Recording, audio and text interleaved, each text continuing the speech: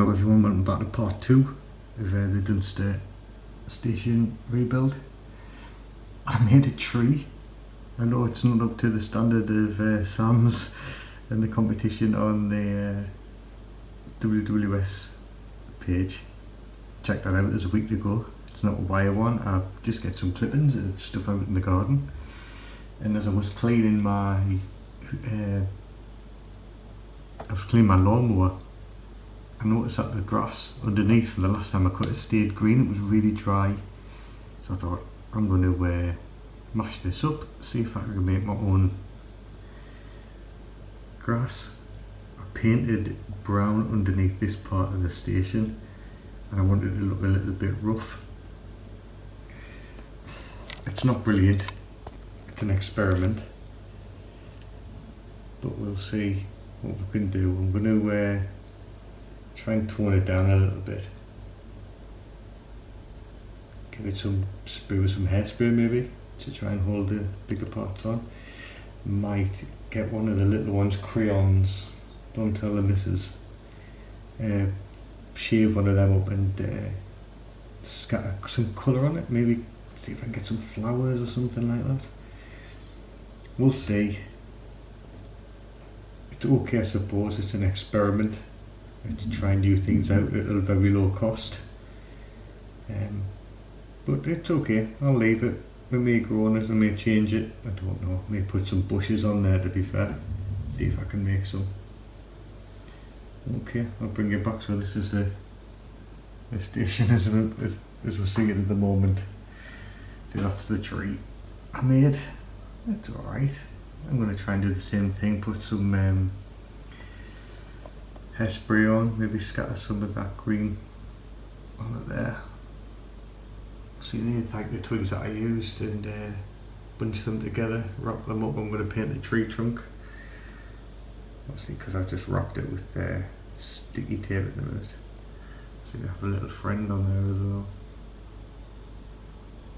a little bit smaller. I think it's running down the branches. Bit out of scale though. You did for a big spider for this size. Obviously I've got a big crack in the wall there that I need to fill. That'll be done. Also I've got a boatload of matchsticks which I'm going to run along under here to try and make some guttering, paint them black. Maybe run one down there as a gutter, as a pipe, trying to cover that gap in. But we'll see, and I'll bring you back.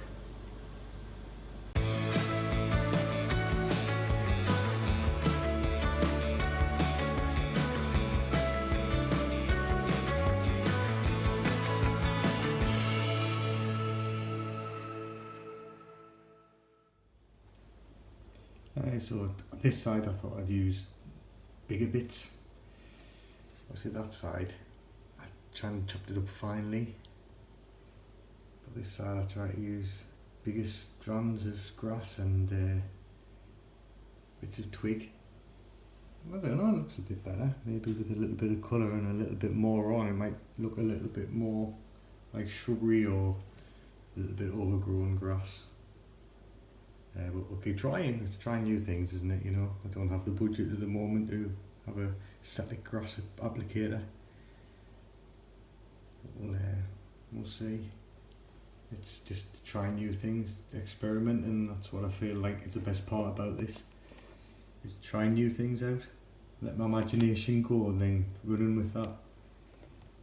But obviously, I do like my tree. People might hate it, but I do like it. It's gonna stay. But yeah, it's coming on okay. That's looking nice.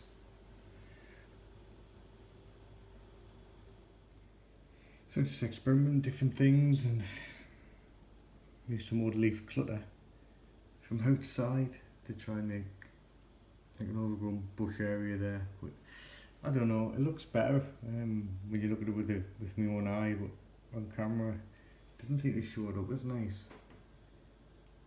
If I try and change the filter on the camera, but it doesn't seem to, but it, you know, like I say, I'm working on a budget.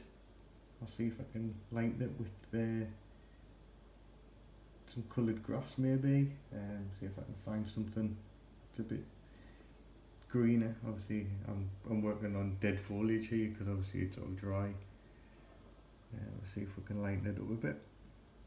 But it's okay, it's, you know, it's free. And this is what this experiment's about, by using stuff that you find lying around to see if it works. So it does look a little bit better when you're further back. Obviously with the tree, the foliage on the entrance, obviously it would be nice to have a little bit more green and a little bit more colour because it looks quite bland at the moment. We'll try and build a fence to go on this part here to keep out people walking around the side. Maybe put some stones around the bottom of the tree, tidy that up a little bit.